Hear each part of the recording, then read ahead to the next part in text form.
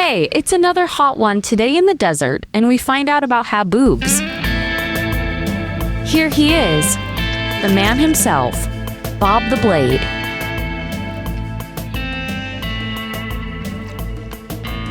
Just another sweltering day here. You walk outside and it's like, you're in an oven and it feels great. And you just say, I just love it. Because it's better than freezing. You're warm and it's hot, it's like you're on vacation. As we come to a close in September,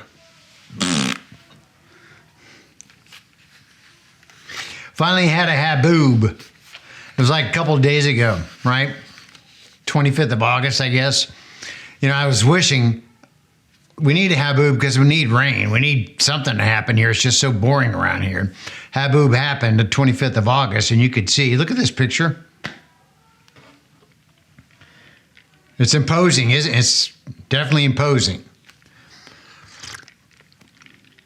Just a bunch of dirt and a bunch of dust. You can imagine what the Dust Bowl was like in Oklahoma way back in the day, something like that. But, the Haboob comes, and that's what they call it. I think Hab means blowing, and boob means wind, Haboob. And, after the Haboob comes water for about an hour, and that's it. That's how they work. And there's always an article in the newspaper or on the internet. What is a Haboob? Well, we all know what a fucking Haboob is. It's the same thing every single time, and it always has been. And they're cool, but you can't drive in them, and so they ask you to drive over to the side of the road, and, you can't use your lights, but leave your flashers on. And so people wait for the Haboob to take over, and it takes over the town in many different directions. I mean, the whole Phoenix metro is taken over for a while, for a minute. And they don't last long, and that's the good thing about them. Maybe an hour, possibly, and right after the dust, it's just like a miracle from above. It rains, and cleans us up for a while. And it's a beautiful thing if you think about it. Thing I hate about it is it puts 3.5 inches worth of dirt in my Caribbean style swimming pool. Pissed me off. Takes me 3 days to clean it up. Gotta clean the filters, clean the cartridges. But now look. And the funnest part is going into your house after the Haboob and watching the TV coverage of all the cars floating away. And all the men just start to put together their military operations to go look for their cars, because they're somewhere out there in the desert. They don't know where, but they take a tow truck with them, and they're going to find those $300 Chevy Malibus out there somewhere in the desert, and they're taking off. You see them going out there, and you kind of chuckle.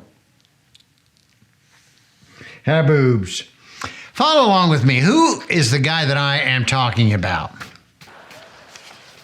Now, folks, before we get too far in 1973, he was smoking joints before breakfast, drinking 20 beers a day, and sharing a heavy cocaine habit with his wife, Brenda. But in the end, when he died, he was only 71. He was worth $10 million through his TV, his stand-up, his comedy albums, and his books, etc., etc. Who am I talking about? How can you act like that and end up with 10 million like he did? That was kind of my dream, but I'm not as smart as this guy was. You got to be smart to be rich. Came across that theory a long time ago. You can't just dumb into luck or dumb into rich unless you inherited. I mean, if you're smart, you can be rich. I'll never be rich. So we got this millionaire and this guy right here, and I'll be a thousandaire until I...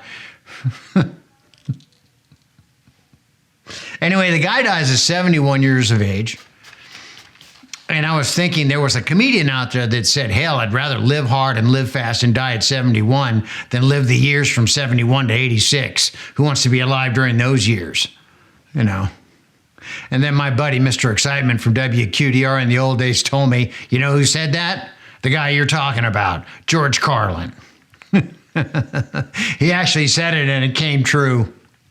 And here I sit trying to behave, trying to live to 86. Do I want to live to 86? I think so. I don't do any of that now, but I did it all when in my 30s. Let me tell you. Didn't work out for me the way it worked out for him. I guess I just didn't have the talent that George Carlin did. You know, it's not like I'd look at him and laugh and go, ha ha ha ha, ha, that guy is so damn funny. I wouldn't. I'd laugh at him in bemusement. I would listen to him because he entertained me and I enjoyed listening to him speak. And every now and then he'd say something funny and I'd giggle. That's about it. If I wanted a good laugh back then in the 70s, I'd take a look at Cracked, the magazine. Remember that? Am I saying it right? Or Mad Magazine. Then I'd get a good laugh, you know.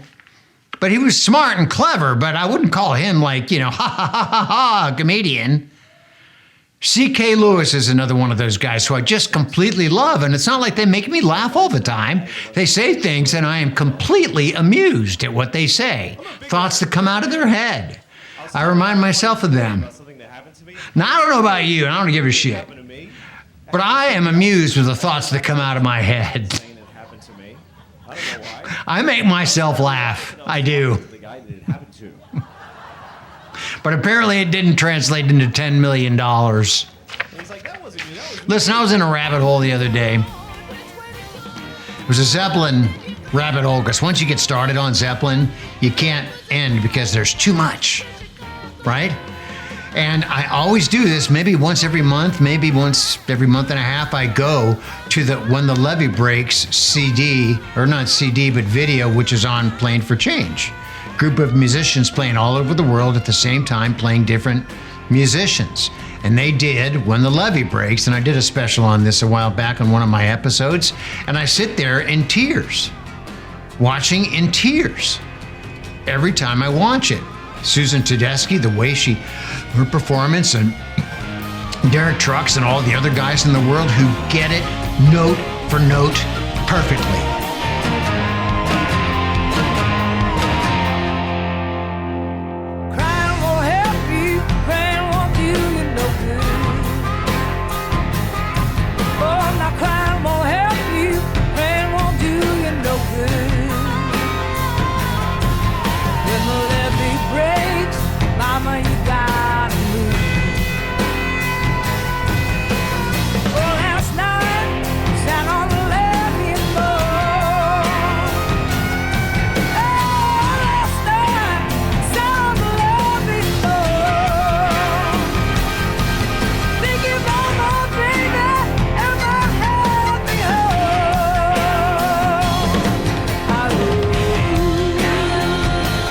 Not to mention the situation that the song was written about. It was written in 1929 by Memphis Minnie and Kansas Joe, guitar players, about the Mississippi flood, the Great Mississippi Flood of 1927. And it was a song of revitalization, too. It was horrible. And the deaths and, for lack of a better term, the inconvenience. But it was a song of revitalization. Get your ass out of here. You got to move to Chicago. And that's what almost all of them did. They moved to Chicago, hence the Chicago blues movement that they had up there. The Great Mississippi Flood of 1927, when the levee breaks, and it broke. So I watched that video and I start thinking about Led Zeppelin. And I start thinking about some arguments I used to have at a sports bar at the table, the greatest Zeppelin song. You know, and finally learned, it took me 50 years to learn, there is no greatest Zeppelin song. You can't have a discussion on the greatest Zeppelin song. Listen, first of all, the greatest rock song of all time is Stairway to Heaven. Okay? Shut up. It's Stairway to Heaven, the greatest rock song of all time. The greatest song that Led Zeppelin ever did is the one you are listening to at this moment. If you're listening to Achilles' Last Stand, Brian Yauer Stomp, or The Ocean, In the Evening, you know, any song that you're listening to at that moment, you're saying, damn, that's brilliant. That is my favorite Zeppelin song. So that's the answer to the greatest Zeppelin song. It's the one you're listening to right now.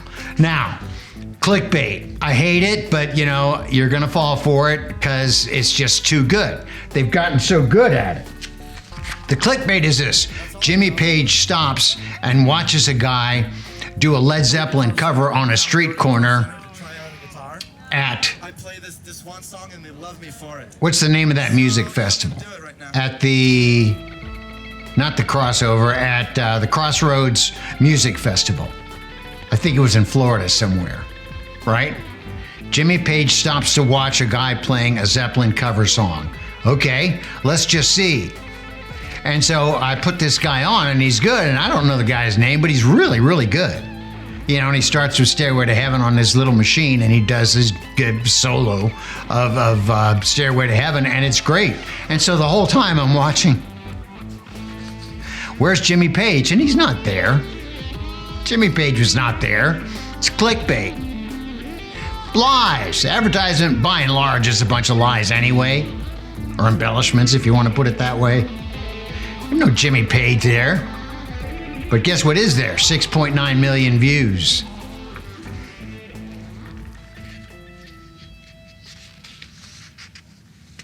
And it's amazing. Clickbait. It says here, wait till you see Caitlin Clark, WNBA player, on the beach in her swimsuit. It'll knock your socks off. Okay, I click on that 4 or 5 times.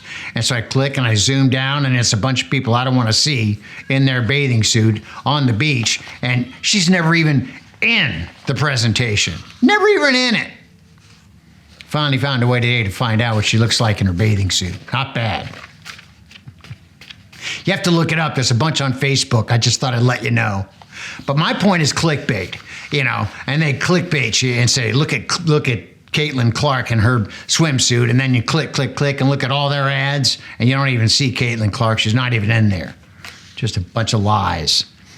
I'm in this Zeppelin hole. This is Zeppelin rabbit hole, and I'll always think of this, and I'll go to my grave with this.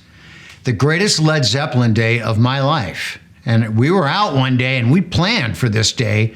I was in college. It was 1979. I was probably 18 or 19 years old.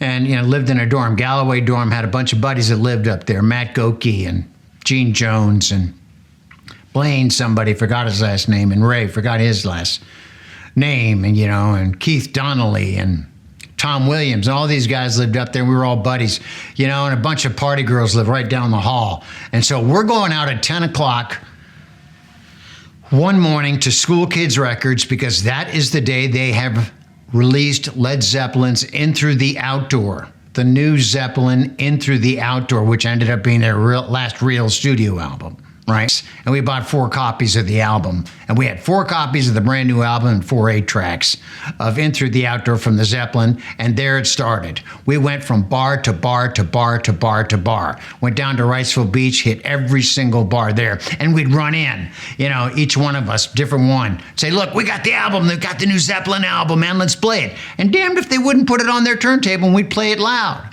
Shoot pool, you know, quarter draft. We did this 12, 13, every single bar probably at Wrightsville Beach. And in between going from bar to bar to bar, if we weren't walking on our flip-flops, you know, with the sun beating down on us, you know, we'd flop in the 8-track of In Through the Outdoor in the car before we got to the next bar. And that's what we did. We listened to Led Zeppelin's In Through the Outdoor the entire day. What, 6 or 7 songs? I'm Gonna Crawl, Hot Dog, Fool in the Rain, you know, Caruso Alhambra, which turned out to be my favorite, All of My Love, you know, Southbound Suarez. Look, let me just tell you something. 3 or 4 or 5 o'clock in the morning, I think, is when it all ended. We were up all night, you know. And I am telling you, by 4 or 5 o'clock, all 9 or 10 of us knew every single word of every single song of the new Led Zeppelin release, In Through the Outdoor. We knew every song, we knew every word. The greatest Led Zeppelin day of my life. Now listen, man, I promised you, and I am a man of my word. Every now and then, when I feel like being a man of my word, I am a man of my word. When it fits the situation. Last week that I'd get you the new Dave Adams. See, now I love Dave Adams as a person and as a musician. As a musician, he's this incredible songwriter. He's an incredible singer. He's an incredible musician. He's a nice person. And he lives in Raleigh, and he's been there forever. And he was in the band Glass Moon, which we loved as a radio station, WQDR and WRDU, back in the late 70s, maybe even mid-70s to the early 80s. We loved Glass Moon. We loved Dave Adams and the rest of the guys. He has come up with a brand new song. He and Chris Jones. He told me that he and Chris Jones were dicking around one day and they came up with this song, and it's called The Last Lost Weekend. I promise you I'd play it, and I'm going to play it right now. Here we go. Let's give it a listen and see what Dave Adams has for us some 50 years later. Go. There was no little rain, lost behind the water's sea. And I know you feel it too. I'm feeling down, down, down, down, down. When I heard a silent sound, when I felt you come to me,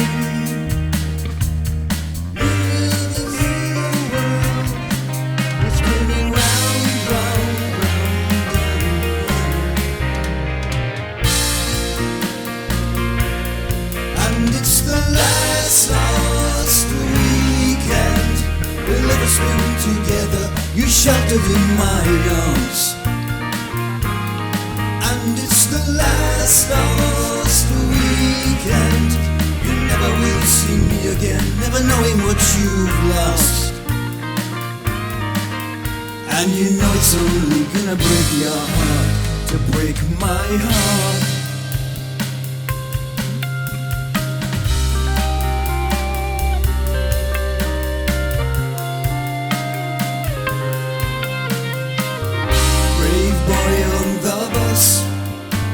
I told you in my dreams, but you forgot about us.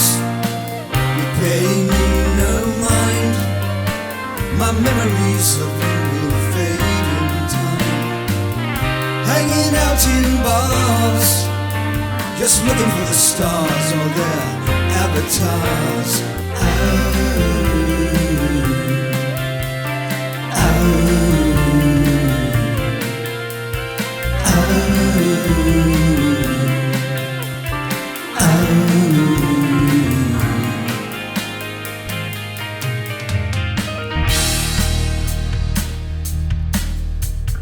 Yesterday's paper,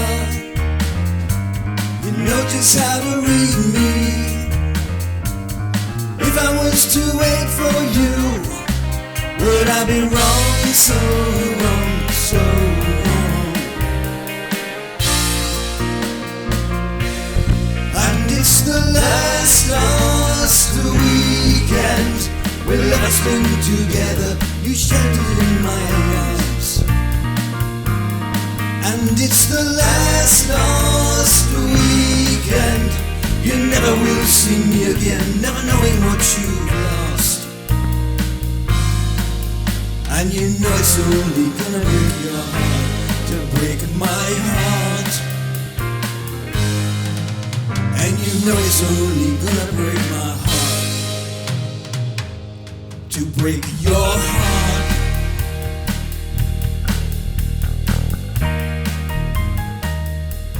Hasn't changed a bit. Hasn't changed one bit. Dave, let's talk about that like next week on the phone or something like that. Is that you playing bass at the end of it? I know you're playing the piano on most of it. The last lost weekend. Hasn't lost it. Same old Dave Adams. Love you, Dave. Miss you, Dave. Let's talk next week. All Bob the Blade content can be found at bobtheblade.com. Our thanks to Mr. Dave Adams, Chris Jones, Bobby Patterson, Caitlin Clark, and the Mighty Zeppelin. We will see you next time. Old Simon loses no sleep over me.